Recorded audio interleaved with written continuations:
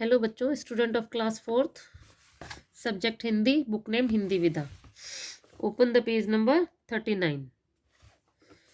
6 lesson तक हम कर चुके हैं बच्चों। पितृभक्त श्रवण कुमार, आपकी 60% सिलेबस ही आएगा, लेकिन हम सिलेबस पूरा करेंगे, सभी लेसन पढ़ेंगे। उसके बाद कुछ लेसन में ऑब्जेक्टिव ले लेंगे, कुछ लेसन में सब्जेक्टिव ले लेंगे, क्योंकि नहीं तो आपको फिर हिंदी आपकी वीक रह जाएगी। पाठ के बारे में प्रस्तुत कहानी में पितृभक्त बालक श्रवण कुमार के बारे में बताया गया है, जिसने अपने माता पिता की हर इच्छा को पूर्ण करना अपना परम कर्तव्य समझा। आज भी यदि माता पिता की सेवा करने वाले किसी आज्ञाकारी सुपुत्र का नाम लेना हो तो हम श्रवण कुमार का नाम ही लेते थे। तो श्रवण कुमार कौन थे? जो अपनी माता पिता के लिए कुछ भी कर लेते थे, माता पिता के लिए हर वक्त उनके आज्ञा का पालन करते थे, और जो माता पिता ने कह दिया वही काम वो करते थे। ये श्रवण कुमार है। ये कहानी तब की है जब राजा दशरथ अयोध्या के राजा थे। आप जानते हो भगवान राम के जो पिता थे वो राजा दशरथ थे, वो अयोध्या के राजा थे। उनके राज्य में एक गरीब लड़का रहता था, उसका नाम श्रवण था। उसके माता पिता अंधे थे। किसके माता पिता अंधे थे? श्रवण कुमार के। श्रवण अपने माता पिता की बड़ी सेवा करता था। वह उन्हें कपड़े पहनाता, नहलाता और भोजन बनाकर खिलाता। आप जानते हो कोई अंधा होता है तो वो अपना काम सेल्फ नहीं कर सकता, इसलिए उनके सारे काम श्रवण कुमार करता था। वह हर घड़ी उनकी सेवा में लगा रहता। जब वे तीर्थ यात्रा करना चाहते तब उन्हें कांवड़ में बिठाकर यात्रा कराने ले जाता। कांवड़ किसको कहते हैं? ये कंधे के ऊपर एक जो लकड़ी होती है उसके ऊपर 2 टोकरियां लगी हुई रहती है, तो उन 2 टोकरियों पर बिठाकर उस लकड़ी को अपने कंधे पर रखकर वो अपने माता पिता को तीर्थ करवाने ले जाता। तीर्थ करवाने का मतलब जहाँ पर भगवान वगैरह के दूर दूर हमारे तीर्थ स्थान है, भगवान के दर्शन कराने लेके जाता। एक दिन रात के समय श्रवण अपने माता पिता को तीर्थ यात्रा कराने ले जा रहा था। तभी उन्हें बड़े जोर की प्यास लगी। पास में कहीं पानी न था, अतः श्रवण घड़ा लेकर नदी के पास भरने गया। उस रात अंधेरा काफी था। उस समय राजा दशरथ भी उसी जंगल में शिकार खेल रहे थे। राजा बाण चलाने में बहुत निपुण थे। वे आवाज को सुनकर निशाना लगा सकते थे। उनका निशाना ऐसा लगता था कि जहां से आवाज आती तीर ठीक वहीं जा लगता था। इसमें कभी गलती नहीं होती थी। जिस समय श्रवण नदी में से पानी भरने लगा, उस समय पानी में घड़े के डूबने से भप भप की आवाज हुई। राजा ने समझा कि कोई जंगली हाथी पानी पी रहा है। उन्होंने उस आवाज को निशाना बनाकर एक तीर छोड़ दिया। तीर श्रवण की छाती में जा लगा। राजा दशरथ जब उस जगह पर गए तो उन्होंने देखा कि उनके तीर से एक लड़का घायल हो गया है। श्रवण के गहरी चोट लगी थी। वह करा रहा था।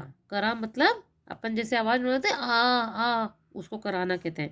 यह देखकर राजा को बड़ा दुख हुआ। राजा ने अपने हाथ से श्रवण के शरीर से तीर निकाला, उसे बहुत धीरज बंधाया, पर अब क्या हो सकता था।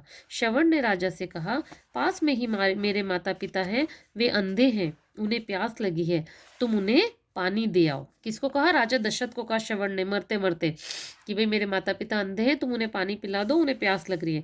इतना कहने के बाद श्रवण के प्राण छूट गए। राजा ने उसके शरीर को अपने कंधे पर रखा।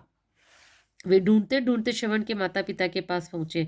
उन्होंने श्रवण के अंधे माता पिता को सारा हाल सुनाया। यह सुनते ही वे दोनों फूट फूट कर रोने लगे। राजा दशरथ ने उनसे क्षमा मांगी और कहा, मुझसे यह अपराध अनजाने में हो गया, परंतु अब क्या हो सकता था। उन्होंने राजा दशरथ को बहुत बुरा भला कहा। उन्हें इतना दुख हुआ कि कुछ ही घंटों में वे मर गए। मरते समय उन्होंने राजा को शाप देते हुए कहा, जिस प्रकार हम अपने पुत्र के बिछो मतलब पुत्र के वियोग में, पुत्र नहीं था ना, पुत्र की याद में के दुख में मर रहे हैं, उसी प्रकार तुम भी मरोगे। दुखी राजा ने तीनों की दाह क्रिया की और वापस अयोध्या लौट आए। इसी शाप के कारण राजा दशरथ भी अपने पुत्रों के बिछो के दुख में ही मरे थे। आपको पता है राम भगवान जब वनवास में चले गए थे तो राजा दशरथ के पास एक भी पुत्र नहीं था। दशरथ और शत्रुघ्न तो अपनी ननिहाल गए थे और राम और लक्ष्मण वन में थे। जब तो इसी श्राप के कारण राजा दशरथ के जब मरे थे तो उनके पास उनका एक भी पुत्र नहीं था। ये शब्दार्थ आपको अपनी बुक में करने। जिन बच्चों ने बुक नहीं लिए वो बुक खरीद ले, उसके बाद बुक्स वापस चली जाएगी, फिर बुक्स नहीं मिलेंगी। हर घड़ी हर समय, ये आपको अपनी कॉपी में लिखने। तीर्थ यात्रा, धार्मिक स्थानों की यात्रा। दाह क्रिया, अंतिम संस्कार। कांवड़, बांस की बनी हुई तराजू जिसे कंधे पर लेकर चलते हैं। बिछो, जुदाई या बिछुड़ जाना। राजा दशरथ कहाँ के राजा थे, ये आपको अपनी कॉपी में करना है, अपने आप करना है, क्योंकि लेसन पढ़ने के बाद अब सेल्फ करना सीखो। एक तरह से ये पैराग्राफ है और इसमें से आपको आंसर लिखना है। 5th क्लास में आपके ऐसे आएगा, राजा दशरथ कहाँ के राजा थे, राजा दशरथ अयोध्या के राजा थे, ये आपको सेल्फ लिखना है। श्रवण अपने माता पिता को लेकर कहाँ ले जा रहा था, श्रवण अपने माता पिता को तीर्थ यात्रा पर ले जा रहा था। घड़े की आवाज सुनकर राजा ने क्या समझा, घड़े की आवाज सुनकर राजा ने समझा कि कोई जंगली हाथी पानी पी रहा है। श्रवण की मृत्यु कैसे हुई, राजा दशरथ का तीर लगने से श्रवण की मृत्यु हुई। ये शब्दार्थ आप करेंगे और ये मौखिक प्रश्न आपको अपनी कॉपी में करने हैं और फिर मुझे व्हाट्सएप पर भेजना है काम।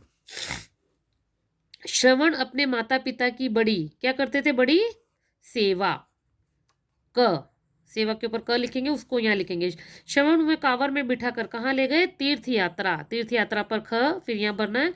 राजा दशरथ बाण चलाने में बहुत क्या थे, निपुण, निपुण पे ग लगाना है। तीर श्रवण की छाती में, घ पे छाती पर घ लिखना है, फिर यहाँ पे छाती लिखना है। श्रवण के माता पिता ने राजा को क्या दिया, शाप दिया, अड़े में ये यहाँ लिखना है। फिर ये सारी चीजें आपको यहाँ पर इसमें भरनी है और फिर ये आपको अपनी हिंदी की नोटबुक में ये काम करना है। Okay children, good bye, have a nice day.